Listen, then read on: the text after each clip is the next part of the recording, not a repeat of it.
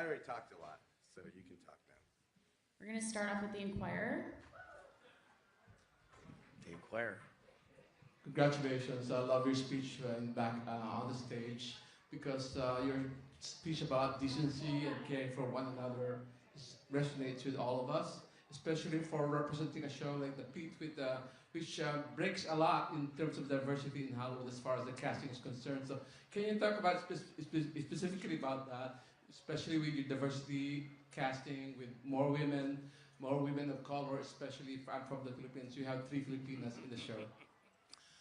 You only need to look in a hospital to see that we have accurately represented what you would find in most emergency rooms, along ethnic lines. There are more women than men, there are more Asians than non, and we tried to have that be reflective in the way that we cast the show. I will say that 30 years ago, we made a show that was very similarly cast before that this was mandated or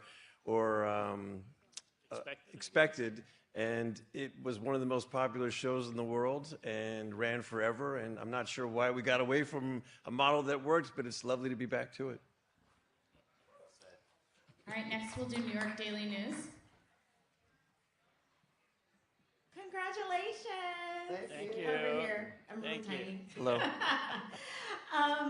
Well, this show is doing so well. It has so much success. How do you hope that the success of the show impacts the healthcare industry? Well, for one thing, we're in a healthcare crisis in this country, and it's just getting worse since January 1st. So we hope that we can continue to tell stories that reflect what's really happening for these, honestly brave women and men who are in these urban hospitals. So we're just trying to tell stories that are truthful about what's really going on, and we hope that the audience takes that to the ballot box when it comes time to support the kind of health care that we actually really need in this country. We can take one last question. Screen Rant.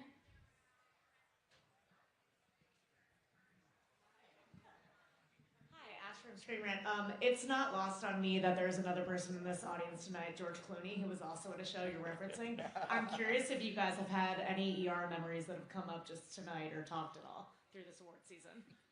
He was sitting right by the stage. We all had to hug him on our way up. It was pretty sweet. Obviously, he and I had a lovely reunion last night at the Movies for Grown-Ups Awards, which we both are now, apparently. Yeah, this show has brought up a lot of old memories.